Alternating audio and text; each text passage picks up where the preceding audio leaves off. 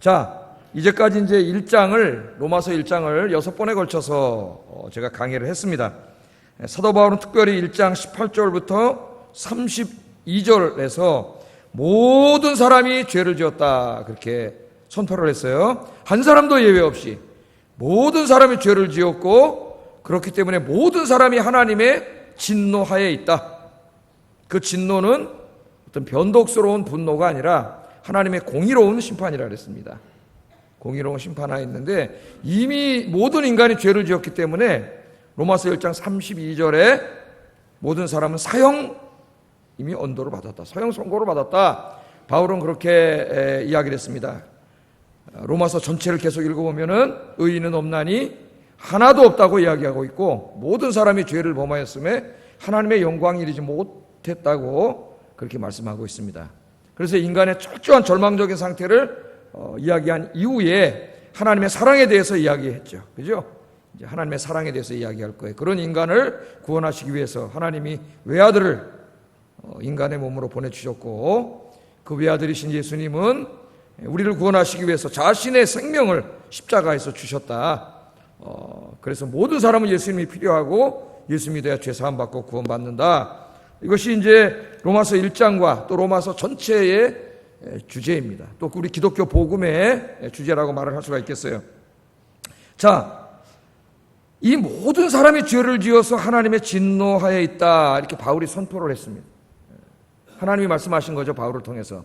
여기 로마서를 읽고 사람들이 이렇게 이야기할 수 있어요. 오늘 이 이야기는 가상의 질문자를 설정해 놓고 거기에 대해서 답변을 하는 식으로 이 장이 쓰여진 거예요. 이걸 다이아트리브 이렇게 말을 하는데, 논증을 할 때 이제 우리가 그렇잖아요. 가상의 질문자, 가상의 반대자를 세워놓고 그 사람의 잘못된 생각을 지적하면서 더욱더 이제 내 생각을 확고히 하는 거죠. 자, 그 사람들이 뭐라 그러느냐? 야, 그거는 좀 너무 지나친 말이 아닌가? 모든 사람이 죄를 범해서 하나님의 진노하에 있다고? 모든 사람이 하나님의 사형 선고를 받아서 소망이 없다고? 근데 우리가 경험하는 사회에서 그렇지 않은 것 같은데, 우리 주변에는 비록 예수님은 믿지 않아도 굉장히 도덕적으로 훌륭한 사람들, 삶이 훌륭하고 인격적으로 훌륭한 존경받는 사람들이 우리 주변에 많이 있는 것 같은데, 그건 너무 좀 지나친 거 아닌가? 그렇게 생각하는 사람들이 있었죠. 그래서 그 사람들을 가상으로 질문자로 설정해 놓고 바울이 이 질문에 대답을 하는 거예요. 아마 이 그리스 로마인들은 자기들이 존경하는 어떤 도덕 철학가들, 자기들이 존경하는 어떤 선생님들, 이런 사람들을 이야기할 수 있을 것이고, 유대인들은 자기들 자신도 하나님의 구원받은 선택받은 백성이지만 특별히 존경받는 어떤 랍비들의 이름을 댈 수도 있을 겁니다. 이렇게 훌륭한 사람들이 있는데 모든 사람이 한 명도 예외 없이 죄인이라는 것은 그건 너무한 거 아니냐, 그렇게 말할 수가 있어요. 만일 이들의 말이 맞다면 모든 사람이 죄를 지었다, 의인은 없나니 하나도 없다는 하나님의 말씀은 틀린 말씀이래요. 틀린 말씀. 로마서의 가르침은 거짓이 될 것이고, 당연하게 이 모든 사람을 구원하기 위해서 오신 예수님의 십자가의 복음도 다 거짓이 될 겁니다. 모든 사람이 죄를 범하지 않았기 때문에. 과연 그런가? 오늘 사도 바울이 이 사람들에 대해서 이야기를 하기 시작해요. 자, 오늘 본문에 보면은 도덕적 우월감을 가지고 다른 사람들의 죄악을 판단하면서 살던 사람들에 대해서 이제 이야기를 합니다. 자, 1절 보면은 이 이야기를 누구에게 하는가가 나와 있죠. 가상의 설정자들인데, 남을 판단하는 사람아, 남을 판단하는 사람아. 자, 판단한다는 것은 뭐냐? 자신의 도덕적 우월감을 가지고 도덕적으로 악을 행하는 사람들을 판단하고 정죄하는 거죠. 비판하고 비난하는 행위예요. 이 판단한다는 것이. 이 바울 당시에 자신들의 도덕적 우월감을 가지고 다른 사람의 잘못을 지적하고 정죄하던 사람들이 많이 있었습니다. 오늘 우리가 사는 사회도 그런 사람들이 많이 있죠. 책을 쓰고 글을 쓰고 요새는 막 SNS 상에다가 이야기하는 사람들이 많이 있어요. 그 이제 신학자들이 연구하면서 도대체 여기 남을 판단하는 사람은 누구냐? 이 사람들이 그리스 로마 사회에 있는 어떤 도덕적 철학자들을 말하는 거냐? 아니면 유대인들 누구를 말하는 거냐 뭐 이런 거 가지고 주석으로 읽어보면은 이런저런 논쟁을 합니다. 그러나 저는 이 남을 판단하는 사람은 그게 유대인이든 그리스 뭐 로마 철학자들이든 다 포함된다고 봐요. 자기는 다른 사람하고 좀 달라. 굉장히 나는 도덕적으로 선하고 이로운 사람이야. 이런 생각 속에서 다른 사람의 잘못을 지적하고 판단하고 정죄하고 그런 사람들이죠. 그래서 모든 사람들이 다 포함된다고 생각을 해요. 자, 이 사람들에게 오늘 바울이 뭐라고 이야기하느냐 1절 전체를 한번 읽어보겠습니다. 시작. 남을 판단하는 것으로 너를 정죄함이니 판단하는 내가 같은 일을 행함이니라. 이렇게 하나님께서 바울을 통하여 말씀하십니다. 남을 판단하는 사람아. 그리고 그 맨 뒤에 뭐라 그랬어요? 남을 판단하는 네가. 하나님 뭐라 그래요? 같은 일을 행한다는 거예요. 같은 일을. 그러니까 우리 사람들은 지금도 우리가 그렇죠. 존경하는 사람이 있고 저도 뭐 어떤 책을 읽고 야, 이 사람 굉장히 훌륭한 사람이네. 그런 사람도 있고 그렇잖아요. 그런 책 속에서 자기는 깨끗한 척하면서 책에서 막 사회 정의를 외치고 다른 사람 비난하고 그런 사람들이 있지 않습니까?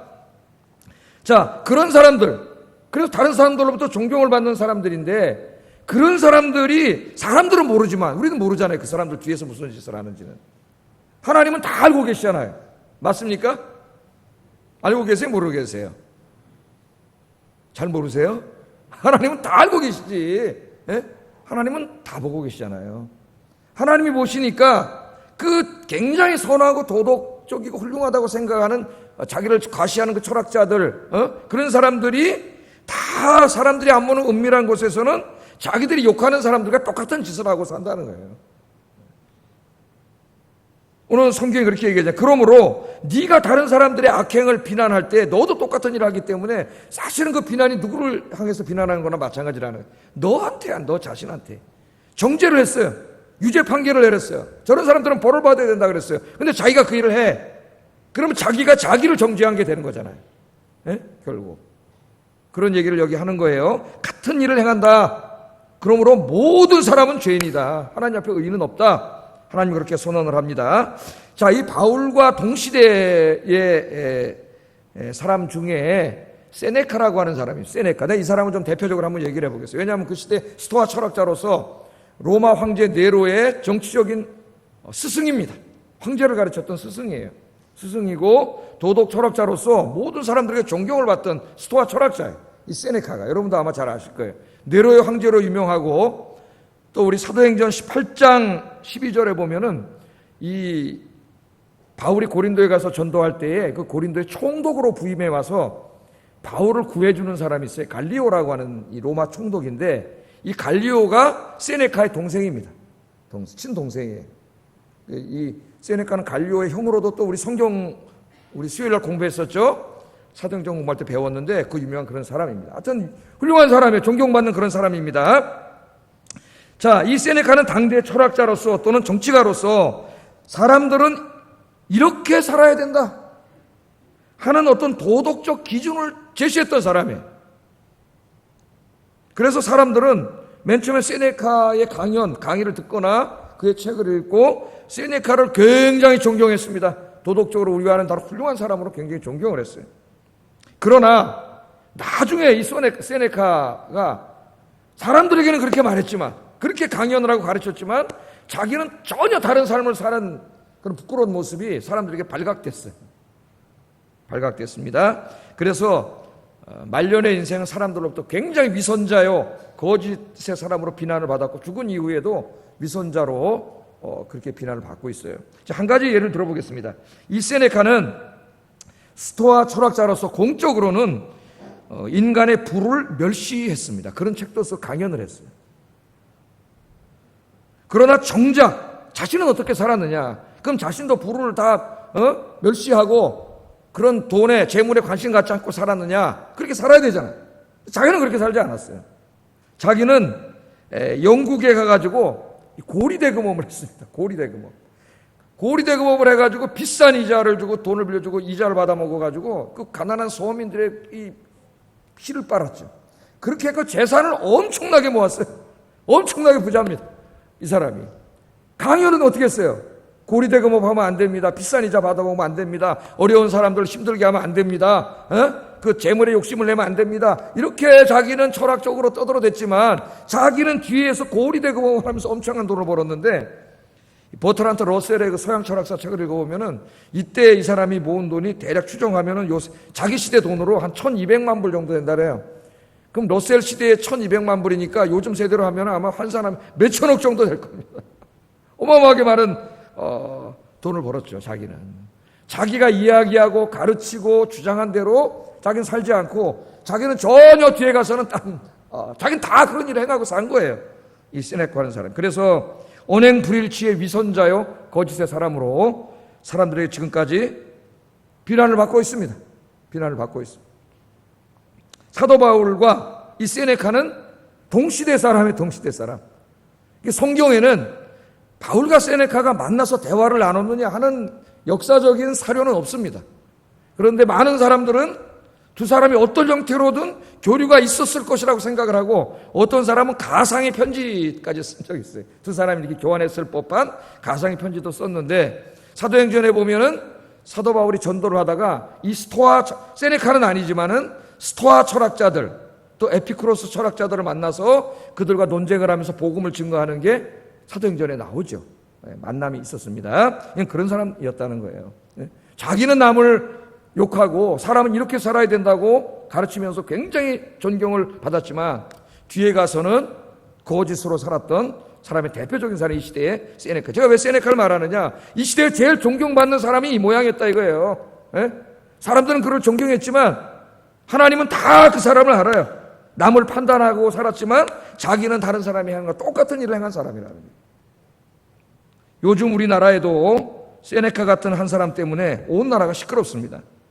그는 법을 가르치는 대학 교수로서, 진보 지식인으로서 책과 강연 그리고 SNS를 통하여 정의와 평등과 공정과 민주주의의 기준을 제시했고, 그렇게 살지 못한다고 생각하는 많은 사람들을 판단하고 무차별하게 정죄했습니다. 그런 글을 써왔어요. 사람들은 그가 정의로운 사람이라고 생각했고, 가난한 사람, 약한 사람들과 함께하는 그는 선한 사람이라고 생각했습니다. 그는 우리나라의 정의와 민주와 공정의 아이콘이었고 차기 대통령 후보로까지 거론되었습니다.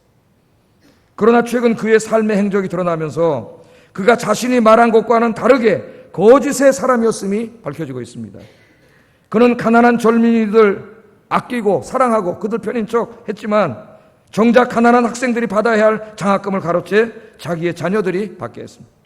공정하고 반칙이 없는 사회를 만들자고 외쳤지만 자기 자식들을 위하여 가짜 표창장, 가짜 이력서들을 만들어 반칙과 불공정을 일삼았습니다.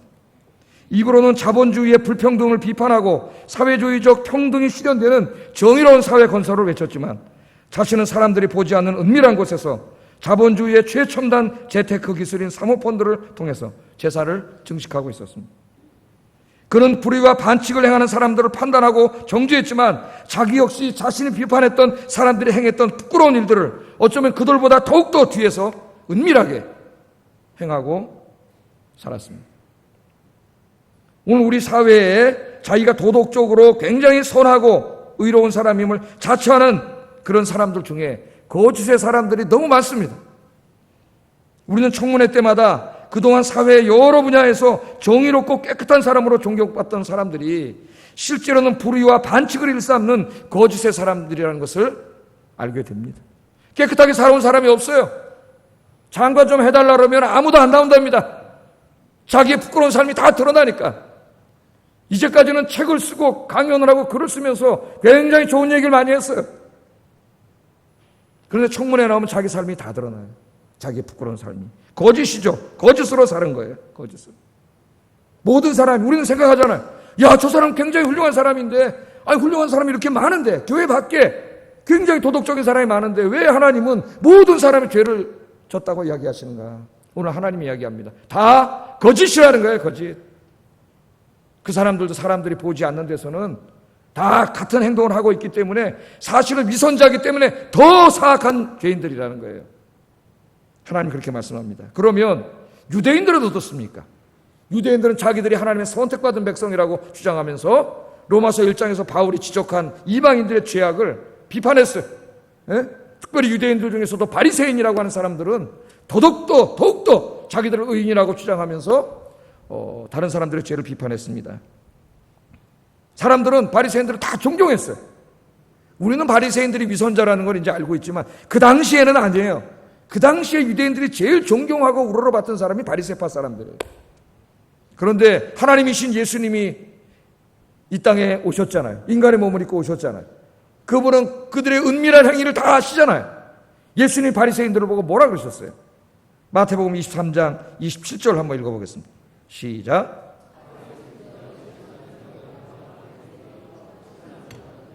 겉으로는 아름답게 보이나 그 안에는 죽은 사람의 뼈와 모든 더러운 것이 가득하도다. 그 사람들이 존경하고 굉장히 훌륭한 사람, 위대한 사람으로 존경하는데 예수님이 사람들 앞에서 딱 바리새인 보고 뭐라 하냐면 화 있을진저 바리새인들이요. 여기 화 있을진저는 하나님의 저주가 있을지어다 그런 말이죠. 바리새인들이요. 아마 사람들이 깜짝 놀랐을 거예요. 네? 오늘날 예를 들어서 여기 목사, 장로 이런 사람들이 존경하고 있는데 예수님 오셔갖고 이 화 있을진저 이 위선자들아, 그건 똑같은 거예요. 똑같은 거예요. 서기관과 바리새인들이요, 그들은 뭐라 그랬어요? 회칠한 무덤 같은 자로다. 겉으로는 아름답게 보이나 그 안에는 죽은 사람의 뼈와 모든 더러운 냄새가 가득하다. 유대인들은 무덤을 어떻게 만들었어요? 이 큰 바위 암벽에다 이게 굴을 파가지고 거기다 죽으면 이제 시체를 갖다가 놓고 바깥을 이렇게 문으로 닫거나 돌로 이렇게 막고, 그죠? 그렇게 해놨어요. 그리고 그 바깥에는 하얀 회를 칠해놨습니다. 그러니까 무덤이 굉장히 아름답죠. 바깥에서 보면 하얀 건물 같아요. 그런데 그 무덤 안에는 뭐가 있어요? 시체가 있고 시체 썩는 냄새가 거기서 나잖아요. 지금 예수님이 하신 말씀이 바로 그거예요. 겉으로는 아름답다. 겉으로는 사람들이 보는 앞에서는 얼마나 훌륭한 사람이었습니까? 바리새인들이 오후 3시만 되면은 저작거리에 나와서 하늘에 손을 들고 기도하는 사람들을 보면 다 바리새인들이었어요. 그 사람들은요 2시 반만 되면은 시장에 사람 많이 모인 곳으로 나옵니다. 왜? 3시에 이제 성전에서 나팔을 불면은 유대인들은 다 하던 일을 놓고 기도를 해요. 우리도 옛날에 이제 국기 내릴 때 뭐가 나와요? 애국가가 나오잖아요. 전체 국민이 길을 걷다가 어떻게 하면 탁 서가지고 다 이렇게 했죠. 애국자 했죠. 지금 그걸 이제 없애버렸는데 그럼 비슷한 거라고 생각하면 되겠어요. 딱 기도를 하는데 특별히 그 기도할 왜 2시 반에 바리새인들이 시장에 나왔느냐? 시장에 나서 어슬렁거리다가 사람들이 많은 데 와서 어슬렁거리다가 성전에서 나팔을 불면 하늘로 손을 들고 거룩하게 탁 기도해요. 왜 그렇게 했을까요? 사람들로부터 존경받으려고, 굉장히 경건한 사람들로 존경받으려고 그렇게 기도했지만 사실은 그들은 기도하지 않는 사람들입니다. 기도하지 않아요. 가난한 이웃들을 구제하는데 사람들이 보는 앞에서 구제를 합니다. 자기 이름 내려고 이렇게 구제를 해요. 그러나 가난한 사람들을 사랑하지 않는 사람들. 그래서 우리 예수님이 뭐라 그랬어요? 저들은 하나님을 사랑하는 자들이 아니라 실제로는 돈을 사랑하는 자들이다. 돈을 사랑하는 자들. 아무도 몰랐어요. 그들을 다 존경했어요. 그러나 그들은 어쩌면 더 사악한 행동을 하는 자들이라고 우리 예수님이 이렇게 책망을 했습니다. 저는 맨 처음에 로마서를 읽을 때, 청년 때도 이렇게 읽으면서 사실 로마서 1장을 잘 공감해 가지 않았어요. 왜냐하면 제가 지금 설교한 것과 똑같은 생각을 가지고 있었기 때문에 어떤 때는 참 교회는 안 다니지만 교회 바깥에 괜찮은 사람들이 굉장히 많은데, 도덕적이고 성품이 훌륭한 사람들이 굉장히 많은데 로마서를 읽어보면 완전히 절망적인 이야기, 모든 사람이 죄를 졌다고 이야기하니 싹 공감이 오지 않았습니다. 그러나 제가 이제 인생을 더 살아오면서 이 세상을 좀 더 알아가면서 로마서 1장과 2장은 정말 진리의 말씀이구나. 진리의 말씀이구나. 인간 중에는 선한 인간이 하나도 없구나 하는 것을 깨닫게 되었습니다. 도덕과여 지식인임을 자처하는 사람들, 다 보이지 않는 곳에 가서는 부끄러운 일을 행하고 산다는 거예요. 그런 사람들을 위선자여 우리는 거짓의 사람들이라고 그렇게 얘기합니다. 그러나 매우 불행하게도 오늘 이 말씀은 교회를 향하고 있다고 하는 것입니다. 저 이방인 도덕 철학자들이나 유대인들만을 향한 것이 아니라 하나님의 이 말씀은 오늘 매우 불행하지만 우리 교회를 향하고 있습니다. 특별히 매일 강단에서 하나님의 말씀을 설교하는 목사와 성도들에게도 이 말씀이 여전히 향하고 있다는 것입니다. 입으로는 의롭고 거룩한 삶을 살라고 설교하지만 자신은 설교한 대로 행하지 않는 저를 포함한 많은 설교자들, 입으로는 거룩하게 의롭게 사는 것처럼 그렇게 행동하고 다니지만 실제로는 사람이 보는 앞에서 보지 않는 곳에는 엉망으로 살아가는 그리스도인들에게도 오늘 하나님은 이 말씀을 경고의 말씀으로 하고 있다는 것입니다. 정신과 의사이면서 독실한 크리스천이었던 스캇 팩은, 제가 가끔 이 사람 얘기를 하는데, 그의 책 거짓의 사람들에서 악인들이 누구냐? 그 악인들에 대해서 이야기해요. 악인들. 그 책에 보면은 죄인과 악인을 나눕니다. 스캇 팩은 정신과 의사로서 많은 사악한 사람들을 만나서 상담을 하면서 죄인과 악인을 구분을 해요. 죄인은 우리 모두는 죄인이라는 거예요. 인간은 모두 죄인이라는 걸 알았어요. 완전한 사람은 없어요. 그러나 죄인의 그것을 넘어간 악인들이 있다는 거예요. 악인들. 그 악인이 누구냐? 그는 이렇게 말합니다. 우리 같이 한번 읽어보겠습니다. 악인이 누구냐? 읽어보겠습니다. 시작.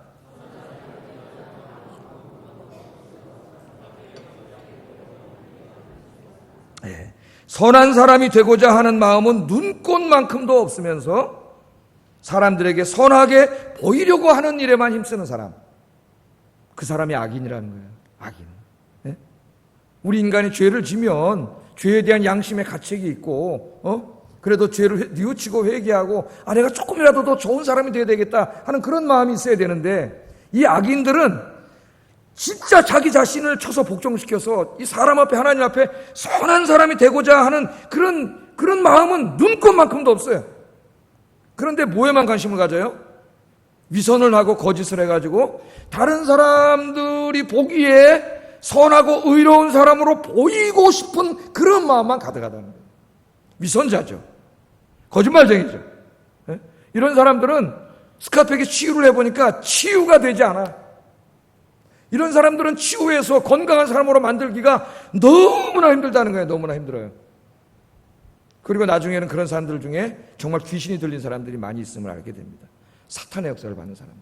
우리 예수님도 말씀하셨잖아요. 내가 의사로 병자를 고치러 왔는데 건강한 사람에게 무슨 의사가 필요하겠느냐. 바리새인과 같은 사람들, 나는 죄인이 아니야, 나는 의인이야, 그런 사람들은 예수님도 치료하지 못했어요. 겉으로는 의인이라 그러면서 뒤에서 못된 짓을 하는 이런 사람들은 예수님도 치료하지 못했어요. 자기가 죄인이라고 고백하고 오는 사람들을 예수님이 죄사하고 그들을 치유했습니다. 여러분, 오늘 우리 이 말씀을 대하면서 우리가 세상의 도덕 철학자들이나 다른 위선자들을 이야기하기 전에 오늘 우리가 이 말씀을 진정으로 저 자신과 우리 모두가 우리 자신에게 적용해야 되지 않는가, 그런 생각이 듭니다. 정말 하나님 앞에서 우리는 진정으로 조금이라도 더 선한 사람이 되기 위해 매일 기도와 말씀으로 자신을 쳐서 복종하는 삶을 살아야 됩니다. 네?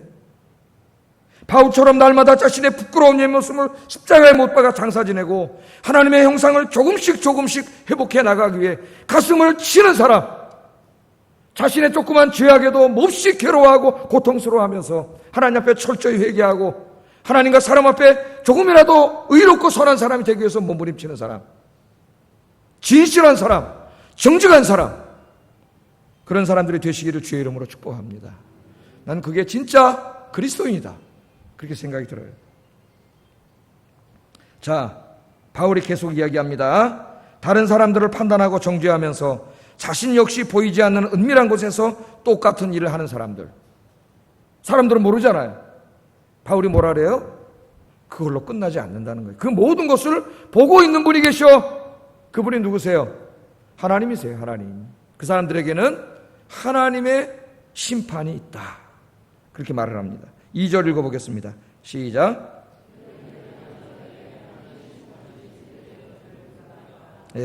이런 일을 행하는 자에게 하나님의 심판이 진리대로 되는 줄 우리가 아노라.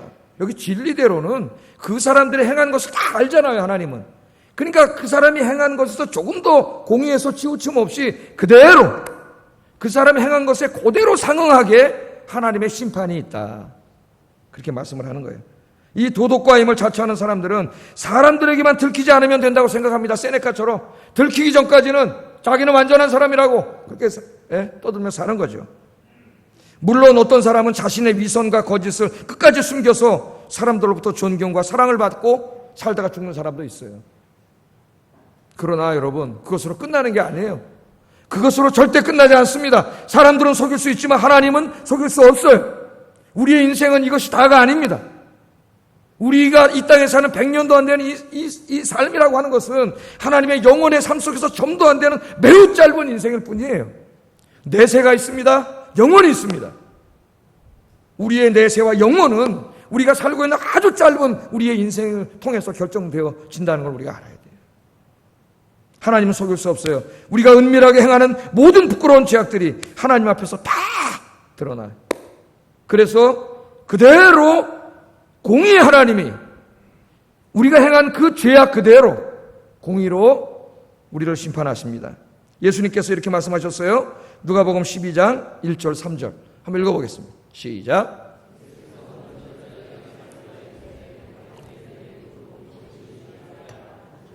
드러나지 않을 것이 없고 숨긴 것이 알려지지 않을 것이 없나니 이러므로 너희가 어두운 데서 말한 모든 것이 광명한 데서 들리고 너희가 골방에서 귀에 대고 말한 것이 지붕 위에 전파되리라.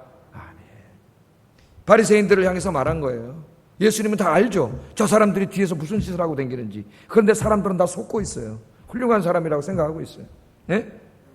그래서 예수님 말씀하신 거예요. 감추인 것이 드러나지 않을 것이 없고 숨긴 것이 알려지지 않을 것이 없다. 나중에 하나님의 재판정에 서게 되면은 우리의 삶이 다 드러나요. 여러분, 우리 모든 사람이 죽은 다음에는 끝나지 않습니다.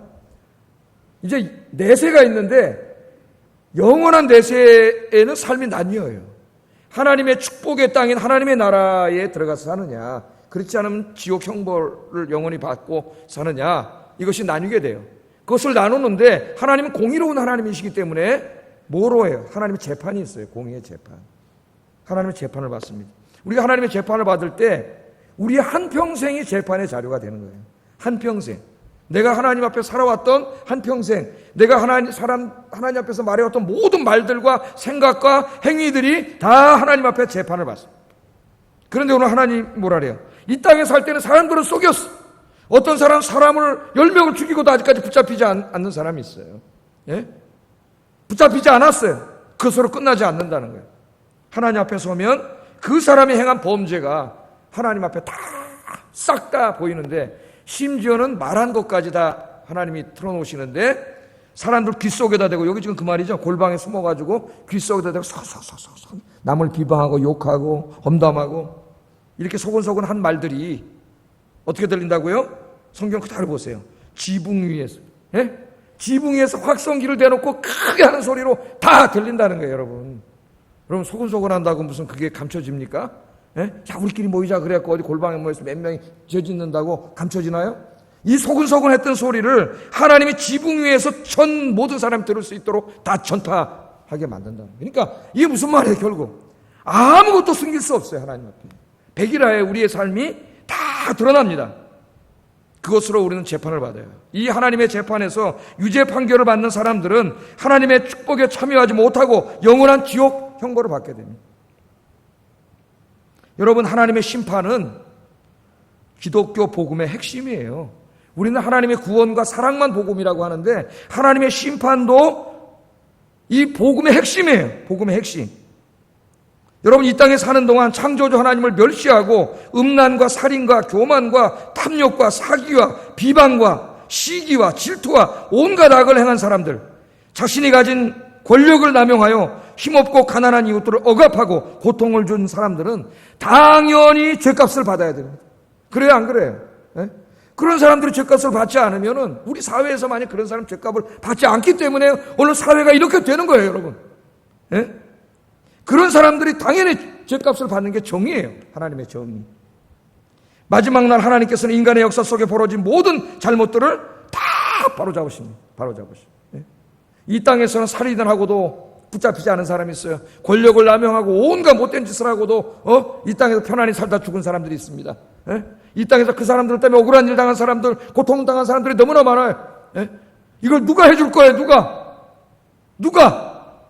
이 모든 것들을 바로잡고 악인을 심판하고 억울한 사람들의 억울함을 풀어줄 수 있는 어떤 분이 있어야 될 거 아니에요. 그분이 바로 하나님이세요. 하나님. 전능하신 하나님. 그분이 모든 것을 바로잡습니다. 성경에서 말하는 justice, 정의는 잘못된 것을 바로잡음이에요. 이 땅에서는 잘못된 것을 바로 잡히지 않습니다. 이 땅에서. 이 땅에 어떤 대통령을 세워놓고 무슨 판사를 세워놓고 검사를 세워놓고 별걸 다 해도 인간은 타락한 존재이기 때문에 잘못된 것을 모두 바로 잡을 수 없어요. 다 치우쳐요. 네 편이냐 내 편이냐 밖에 없어요. 무엇이 옳으냐 무엇이 잘못이냐 우리나라 사람 이걸로 평가하지 않습니다. 이게 내 편이냐 네 편이냐. 내 편이면 잘못해도 봐주고 편들어주고 남의 편이면 잘해도 욕하고 우리나라의 아주 부끄러운 자화상이에요. 자화상. 우리 정치의 진영 논리에 빠져가지고 우리나라 그러는데 진영 논리에 빠지면은 나라가 망해요. 왜냐? 그 다음부터는 선과 악을 생각하지 않습니다. 무엇이 선이고 악인가? 무엇이 정의이고 불의인가? 아무것도 생각하지 않아요. 그런 사회는 네 편이냐 내 편이냐 밖에 없어요. 네 진영이 있냐 내 진영이 있냐. 예? 지금 우리 사회가 그렇게 됐지 않습니까? 너무나 안타까운 일이에요. 너무나 안타까운 일. 마지막 날에 인간의 역사 속에서 벌어진 모든 잘못을 정말 공정하게 공의롭게 바로잡고 악을 심판하고 의인을 상주시는 하나님이 계시는 줄로 믿습니다. 그 하나님이 소망이에요. 그렇기 때문에 우리는 이 땅에 악이 횡행하고 악의 기승을 부리고 악인들이 판을 치더라도 우리는 너무나 그렇게 절망하지 않습니다. 왜? 언젠가는 하나님의 때에 하나님이 이 모든 것을 바로잡으실 걸 알기 때문에. 할렐루야. 그래서 제가 가끔 칸트 얘기를 하잖아요.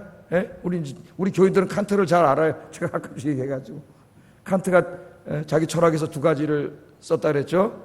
하나는 순수 이성 비판, 하나는 실천 이성 비판이라는 책을 썼습니다. 그래서 순수 이성 비판에서는 그 시대에 가장 핵심적이었던 사람의 지식의 핵심적이었던 형이상학에 대해서 논해. 형이상학은 뭐냐? 우리로 말하면 하나님에 대한 것이에요. 초월자에 대한. 하나님이 존재하시느냐? 그런 이야기했습니다. 우리는 모든 것을 인지할 때 시간과 공간 속에서 인지하기 때문에 시간과 공간을 넘어 있는 신에 대해서는 알 수 없다. 그게 인식론이 알 수 없어요. 알 수 없다면 없는 거나 마찬가지죠. 칸트 이후에 무신론이 대두하게 됩니다. 알 수 없다고 주장을 했어요. 그렇게 해놓고 제가 썼어요. 그 다음에 이제 도덕과 윤리에 대해서 사람들이 어떻게 살아야 되느냐, 뭐가 선이냐, 이거 책을 쓰기 시작했어요. 그건 아주 위대한 말을 합니다. 사람들이 살아갈 때 어떤 결정을 할 때 자기 자신에게만 유익이 되는 게 아니고 자기 자신에게만 유익이 되는 걸 선택하고 그걸 선이라 그러면 모든 사람은 이기적이기 때문에 이 사회는 엉망진창이 되는 거죠. 그러니까 선이 뭐냐? 나에게도 유익이 되지만 다른 사람에게도 유익이 되는 것. 그게 선이라는 거예요. 그렇게 사는 게 선이야. 그래서 그걸 정언명법이라 그랬어요. 모든 사람이 지켜야 될 정언명법. 그렇게 살면은 우리가 행복하게 살 수 있다. 야, 나는 참 위대한 철학자다. 그리고 이제 훌륭한 거죠. 하나님도 안 믿는 사람이 그런 얘기를 했다는 게 덮어놓으려고 그랬는데 그 책을 쓰고 세상을 바라보니까 이 세상은 그렇게 돌아가지 않는 거예요. 오히려 악을 행하고 못된 짓을 하고 겉모술수를 쓰고 권력을 남용하는 자들이 더 힘을 갖고 돈을 많이 벌고 떵떵거리고 살다가 죽는 거야. 그냥 자기가 가르친 대로 정원 명법대로 양심적으로 산 사람들이 핍박받고 가난하고 돈도 없고 뭐 어렵게 사는 거예요. 그게 고민에 빠졌어요. 야, 악인들이 더 잘 산다면은 누가 과연 이 정언명법을 지키면서 살겠는가 고민하다가 그 결론을 내렸습니다. 아, 하나님은 어떻게 된다 그랬어요? 있어야만 합니다. 하나님은 있어야만 한다. 이 땅에서 불의를 행하면서도 떵떵거리며 살다가 그냥 죽은 사람들, 그냥 죽으면 정의라는 게 어디 있겠어요? 누가 선하게 살겠어요? 네? 언젠가는 이 모든 것을 다 하시는 전능하신 하나님이 이 모든 악인들을 심판하고 지옥에 보내고 양심적으로 살았지만 가난하게 산 사람들에게 상을 줄 수 있는 그런 전능자, 그런 하나님은 있어야만 한다. 그래가지고 칼빈의 이 칸트의 이 시는 하나님은 어떤 분이 요청으로서의 하나님 요청. 있어 주세요. 우리 기독교 존재한다가 아니라 있어 주세요. 있어 주세요. 있어야만 합니다. 여러분, 무신론이 얼마나 부채게 한 건지 아십니까? 이 인간이 짓는 모든 죄를 언젠가 다 바로잡아 줄 수 있는 전능하신 그분이 없다면 우리 인간 절망이에요. 절망. 그 하나님 있는 줄로 믿습니다. 할렐루야. 예. 악은 절대로 영원하지 않습니다. 옛날에 이 땅에 존재하는 악 때문에 하나님이 공의로우신데 왜 이 땅에 악이 존재하고 악인들이 저렇게 잘 되는가 고민하다가 많은 젊은이들이 무신론자가 됐어요. 무신론자가 됐습니다. 그러나 악은 영원하지 않아요. 하나님이 살아계십니다. 하나님이 지켜보세요. 하나님의 때가 되면 하나님이 잘못된 것을 다 바로잡으시고 의인에게 상 주시고 악인을 본하실 그날이 반드시 있습니다. 할렐루야. 그러니까 여러분들 하나님 앞에서 선하게 사시기를 주의 이름으로 축복합니다. 자, 그러나 이렇게 설교함에도 불구하고 하나님을 두려워하지 않고 하나님의 심판을 조롱하면서 계속해서 사람들이 악을 행하는 거예요. 악을 행하는 사람들이 있어요. 그런 사람들에게 바울은 이렇게 말합니다. 4절 5절 읽어보겠습니다. 시작.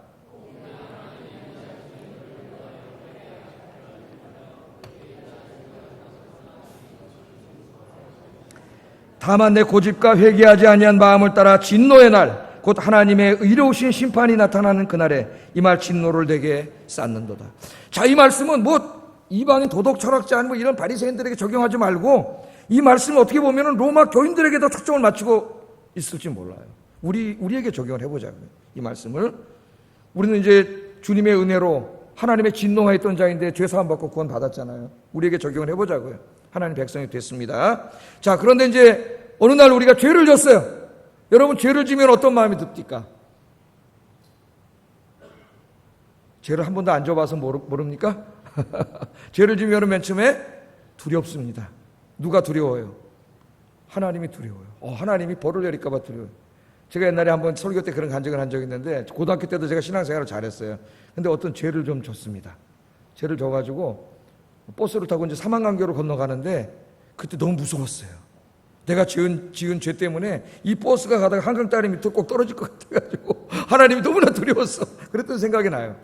그런데 이제 맨 처음에 그랬어요. 한 두 번째 또 어떻게 인간의 연약함 때문에 죄를 졌어요. 그때도 두려웠습니다.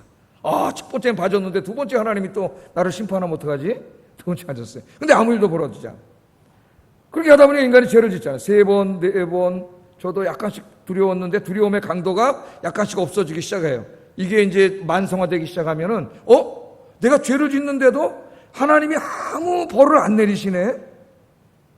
그렇게 생각을 하게 되다가 아무리 죄를 져도 하나님은 벌을 내리시지 않는가 보다. 벌을 내리는 하나님은 없나 보다. 이런 생각이 들 때가 있어요. 이 어리석은 자라는 거예요. 자, 오늘 하나님 뭐라고 말씀하십니까? 바울을 통해서. 네? 하나님은 기다려주세요.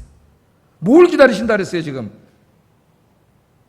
우리가 회개하게 하려고, 우리가 회개하여 하나님께로 돌아오게 하려고 하나님이 기회를 주시고 한 번, 두 번, 세 번, 네 번 기다려주신다는 거예요. 우리가 잘못할 때마다 하나님이 벌을 내리시면 오늘 여기 와서 예배 드릴 수 있는 사람은 아무도 없습니다. 그렇다고 막 죄를 지라는 얘기 아니에요? 하나님은 안타까운 마음으로 기다리고 계세요. 그래, 그 다음에 뭐라 그래요? 네가 하나님의 인자하심이 너를 인도하여 회개하게 하심을 알지 못하여, 그걸 깨닫지 못하고 하나님이 기다려주시고 계신다는 걸 알지 못하고 뭐라 그래요? 하나님의 인자하심과 용납하심과 길이 참으심이 풍성한 그 사랑을 멸시하느냐. 이게 무슨 말입니까, 여러분? 예? 하나님이 내가 죄를 질 때에도 아무 일이 벌어지지 않는 것은 하나님이 내가 회개하고 돌아오기를 참고 기다려주시는 그 하나님의 사랑인데, 그걸 깨닫지 못하고 내가 계속 죄를 져도 아무 일이 벌어지지 않네? 담대해져서 계속 죄를 짓는 사람은 이 기다려주시는 하나님의 사랑을 멸시하는 자라는 거예요. 멸시하는 자. 어떻게 네가 그 하나님의 사랑을 멸시하느냐? 하나님이 그렇게 말씀을 하고 있습니다. 이 어리석은 자들이 계속 죄를 지으면서 우리 자신일 수 있어요, 여러분. 깨닫지 못하는 게 하나 있다는 거예요. 깨닫지 못하는 게. 그게 5절이에요. 5절. 자기에게 지금 그런 죄를 계속 질 때 무슨 일이 벌어지고 있는지를 깨닫지 못해. 하나님이 기다리고 계실 때 어떤 일이 벌어지는지를 깨닫지 못하는 거예요. 5절 한번 읽어보겠습니다. 시작. 진노의 날 곧 하나님의 의로우신 심판이 나타나는 그날에 임할 진노를 내게 쌓는도다. 아멘. 영원히 기다리지 않습니다. 하나님의 진노의 날이 있어요. 하나님이 심판하시는 날이 있어요. 물론 이 의미는 종말론적인 심판을 말할 겁니다. 그러나 역사 속에서도, 우리 인생 속에서도 하나님의 심판이 있어요. 성경에 그런 말씀이 많습니다. 오늘 주된 말씀은 하나님의 진노의 심판이 일어난 날이죠. 여러분, 우리가 죄를 져. 하나님이 나한테 벌도 안 내리시네? 아무 일도 안 벌어지네? 또 죄를 져.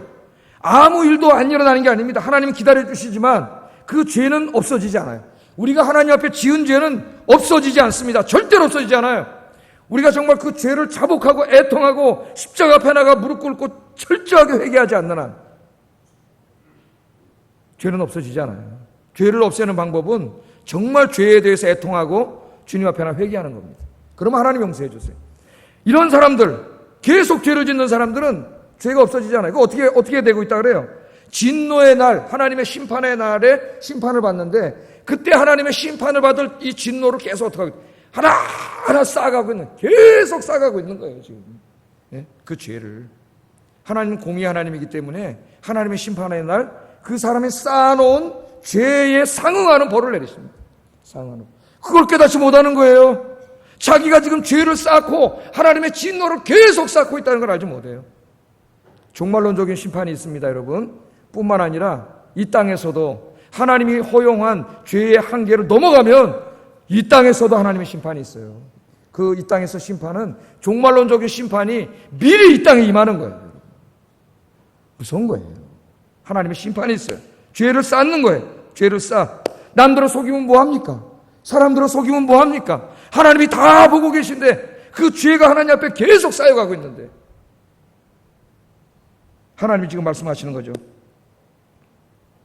이 땅에서 온갖 악을 행한 사람들, 하나님을 예배하지 않고 우상을 섬긴 사람들, 하나님보다 돈과 권력과 세상의 즐거움을 쫓아간 사람들, 살인과 음란과 사기와 교만과 탐욕과 시기와 온갖 불의를 행한 사람들, 겉으로는 의로운 척하면서 은밀한 데서 똑같은 죄를 지은 거짓의 사람들, 이 모든 사람들에게는 하나님의 공의로운 심판이 있다.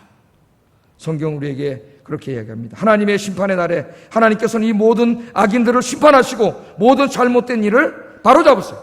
그리고 하나님의 나라를 세우시고 그 하나님의 나라에서 예수 믿고 죄사함 받고 회개하고 의로운 삶을 살아간 하나님의 백성들을 영원히 살게 하십니다.